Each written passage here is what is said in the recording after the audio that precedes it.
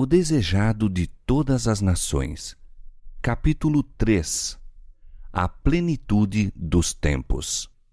Vindo a plenitude dos tempos, Deus enviou seu Filho para remir os que estavam debaixo da lei, a fim de recebermos a adoção de filhos. Gálatas capítulo 4, versos 4 e 5. A vinda do Salvador foi predita no Éden. Quando Adão e Eva ouviram pela primeira vez a promessa, aguardavam-lhe o pronto cumprimento. Saudaram alegremente seu primogênito na esperança de que fosse o libertador. Mas o cumprimento da promessa demorava. Aqueles que primeiro a receberam morreram sem o ver. Desde os dias de Enoque, a promessa foi repetida por meio de patriarcas e profetas, mantendo viva a esperança de seu aparecimento, e todavia ele não vinha. A profecia de Daniel revelou o tempo de seu advento, mas nem todos interpretavam corretamente a mensagem. Século após século se passou. Cessaram as vozes dos profetas. A mão do opressor era pesada sobre Israel e muitos estavam dispostos a exclamar: prolongar-se-ão os dias e perecerá toda a visão. Ezequiel 12, 22. Mas como as estrelas do vasto circuito de sua indicada órbita, os desígnios de Deus não conhecem adiantamento nem tardança. Mediante os símbolos da grande escuridão e do forno fumegante, Deus revelara a Abraão a servidão de Israel no Egito e declarara que o tempo de sua peregrinação seria de 400 anos. Sairão depois com grandes riquezas. Gênesis 15, 14. Contra essa palavra, todo o poder do orgulhoso império de Faraó batalhou em vão. Naquele mesmo dia, indicado na promessa divina, todos os exércitos do Senhor saíram da terra do Egito. Êxodo 12, 41. Assim, nos divinos conselhos fora determinada a hora da vinda de Cristo. Quando o grande relógio do tempo indicou aquela hora, Jesus nasceu em Belém. Vindo a plenitude dos tempos, Deus enviou seu Filho. A providência havia dirigido os movimentos das nações e a onda do impulso e influência humanos até que o mundo se achasse maduro para a vinda do libertador. As nações estavam unidas sob o mesmo governo. Falava-se vastamente uma língua, a qual era por toda parte reconhecida como a língua da literatura. De todas as terras, os judeus da dispersão reuniam-se em Jerusalém para as festas anuais. Ao voltarem para os lugares de sua peregrinação, podiam espalhar por todo o mundo as novas da vinda do Messias. Por essa época, os sistemas pagãos iam perdendo o domínio sobre o povo. Os homens estavam cansados de aparências e fábulas. Ansiavam uma religião capaz de satisfazer a alma. Conquanto a luz da verdade parecesse afastada dos homens, havia almas ansiosas de luz, cheias de perplexidade e dor. Tinham sede do conhecimento do Deus vivo, da certeza de uma vida para além da campa. À medida que Israel se havia separado de Deus, sua fé se enfraquecera e a esperança deixara, por assim dizer, de iluminar o futuro. As palavras dos profetas eram incompreendidas. Para a massa do povo, a morte era um terrível mistério. Para além, a incerteza e as sombras. Não era só o pranto das mães de Belém, mas o clamor do grande coração da humanidade que chegou ao profeta através dos séculos, a voz ouvida em Ramá, lamentação, choro e grande pranto. Raquel chorando os seus filhos e não querendo ser consolada, porque já não existem. Mateus 2,18. Na região da sombra da morte, sentavam-se os homens sem consolação. Com olhares ansiosos, aguardavam a vinda do Libertador, quando as trevas seriam dispersas e claro se tornaria o mistério do futuro. Fora da nação judaica, houve homens que predisseram o aparecimento de um instrutor. Esses homens andavam em busca da verdade e foi-lhes comunicado o espírito de inspiração. Um após outro, quais estrelas num céu enegrecido, haviam se erguido esses mestres.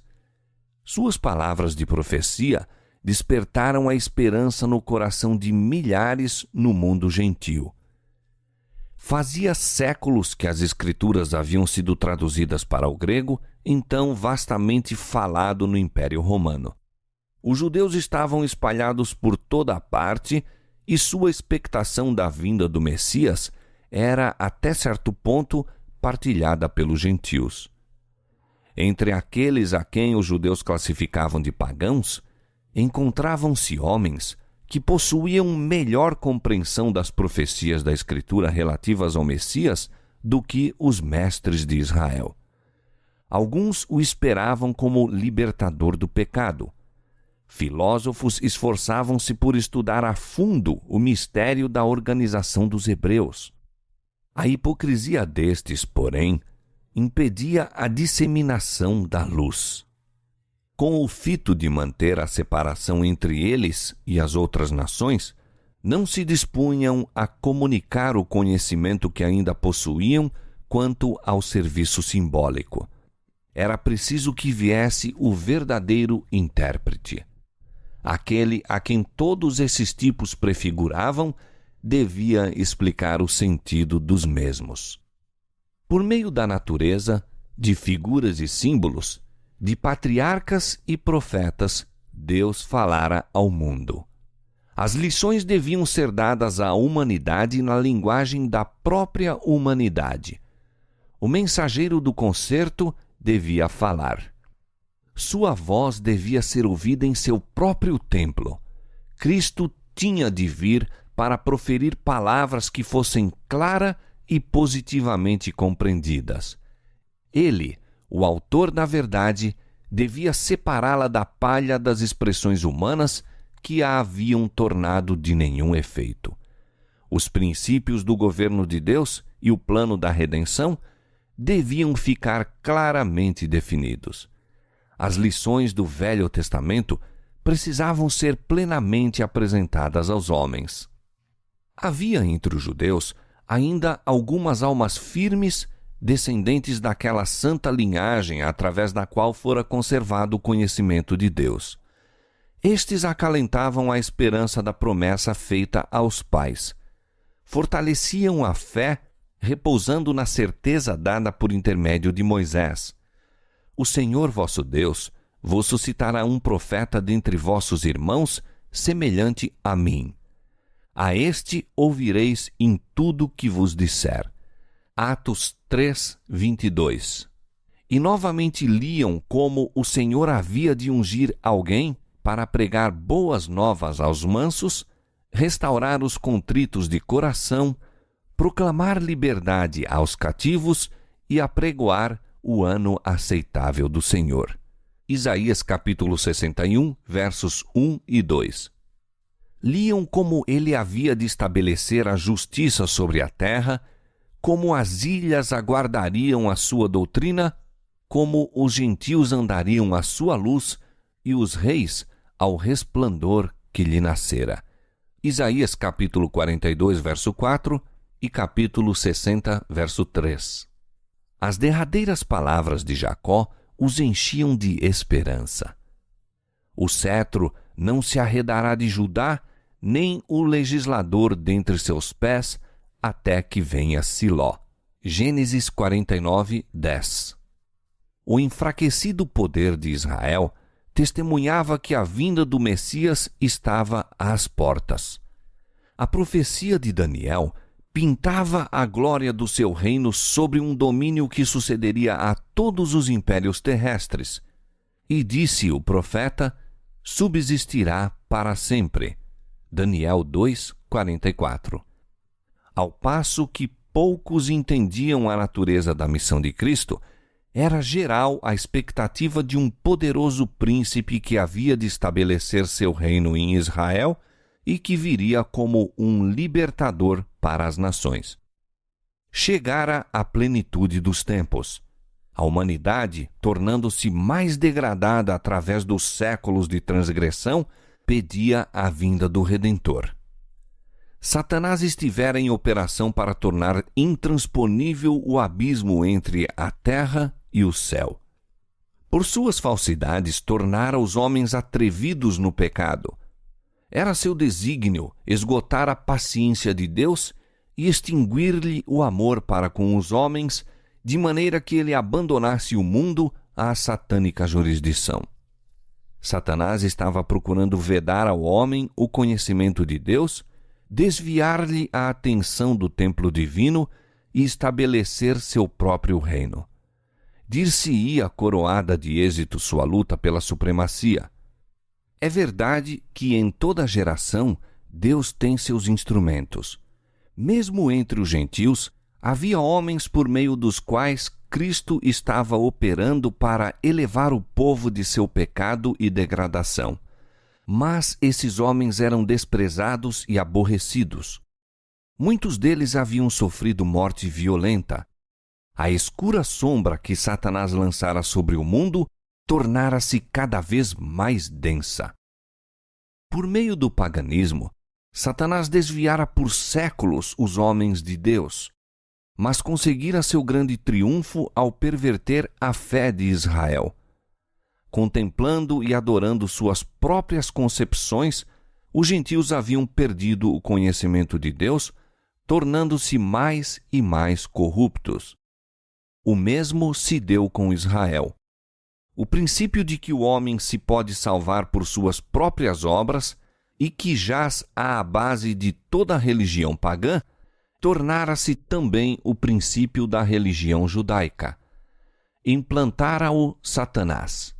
Onde quer que seja mantido, os homens não têm barreira contra o pecado. A mensagem de salvação é comunicada aos homens por intermédio de instrumentos humanos, mas os judeus haviam procurado monopolizar a verdade, que é a vida eterna. Entesouraram o vivo maná que se corrompera. A religião que tinham buscado guardar só para si tornara-se um tropeço. Roubavam a Deus de sua glória e prejudicavam o mundo por uma falsificação do Evangelho. Haviam recusado entregar-se a Deus para a salvação do mundo e tornaram-se instrumento de Satanás para sua destruição. O povo a quem Deus chamara para ser a coluna e fundamento da verdade, transformara-se em representante de Satanás. Faziam a obra que este queria que fizesse, seguindo uma conduta em que apresentavam mal o caráter de Deus, fazendo com que o mundo o considerasse um tirano. Os próprios sacerdotes que ministravam no templo haviam perdido de vista a significação do serviço que realizavam. Deixaram de olhar para além do símbolo àquilo que ele significava. Apresentando as ofertas sacrificais, eram como atores num palco. As ordenanças que o próprio Deus indicara tinham se tornado o meio de cegar o espírito e endurecer o coração. Deus não poderia fazer nada mais pelo homem por meio desses veículos. Todo o sistema devia ser banido. O engano do pecado atingira sua culminância. Todos os meios para depravar a alma dos homens haviam sido postos em operação. Contemplando o mundo, o Filho de Deus viu sofrimento e miséria. Viu, com piedade, como os homens se tinham tornado vítimas da crueldade satânica. Olhou compassivamente para os que estavam sendo corrompidos, mortos, perdidos. Estes tinham escolhido um dominador que os jungia a seu carro como cativos. confundidos e enganados, avançavam em lúgubre procissão rumo à ruína eterna, para a morte em que não há nenhuma esperança de vida, para a noite que não tem alvorecer. Agentes satânicos estavam incorporados com os homens. O corpo de criaturas humanas, feito para a habitação de Deus, tornara-se morada de demônios. Os sentidos, os nervos, as paixões, os órgãos dos homens eram por agentes sobrenaturais levados a condescender com a concupiscência mais vil. O próprio selo dos demônios se achava impresso na fisionomia dos homens. Esta refletia a expressão das legiões do mal de que se achavam possessos. Eis a perspectiva contemplada pelo Redentor do mundo. Que espetáculo para a infinita pureza! O pecado se tornara uma ciência e era o vício consagrado como parte da religião. A rebelião deitara profundas raízes na alma e violenta era a hostilidade do homem contra o céu. Ficara demonstrado perante o universo que, separada de Deus, a humanidade não se podia erguer. Novo elemento de vida e poder tinha de ser comunicado por aquele que fizera o mundo. Com intenso interesse, os mundos não caídos observavam para ver Jeová levantar-se e assolar os habitantes da terra. E fizesse Deus assim, Satanás estaria pronto a levar a cabo seu plano de conquistar a aliança dos seres celestiais. Declarara ele que os princípios de Deus tornavam impossível o perdão.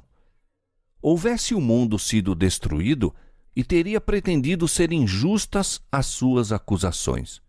Estava disposto a lançar a culpa sobre o Senhor e estender sua rebelião pelos mundos em cima. Em lugar de destruir o mundo, porém, Deus enviou seu Filho para o salvar.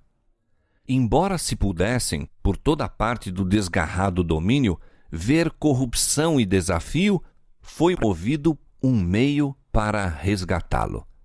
Justo no momento da crise, quando Satanás parecia prestes a triunfar, veio o Filho de Deus com a embaixada da graça divina. Através de todos os séculos, de todas as horas, o amor de Deus se havia exercido para com a raça caída. Não obstante a perversidade dos homens, os sinais da misericórdia tinham sido constantemente manifestados. E ao chegar à plenitude dos tempos, a divindade era glorificada derramando sobre o mundo um dilúvio de graça vivificadora, o qual nunca seria impedido nem retido enquanto o plano da salvação não se houvesse consumado. Satanás rejubilava por haver conseguido rebaixar a imagem de Deus na humanidade. Então veio Cristo a fim de restaurar no homem a imagem de seu Criador. Ninguém, senão Cristo, pode remodelar o caráter arruinado pelo pecado. Veio para expelir os demônios que haviam dominado a vontade. Veio para nos erguer do pó, reformar o caráter manchado, segundo o modelo de seu divino caráter, embelezando-o com sua própria glória.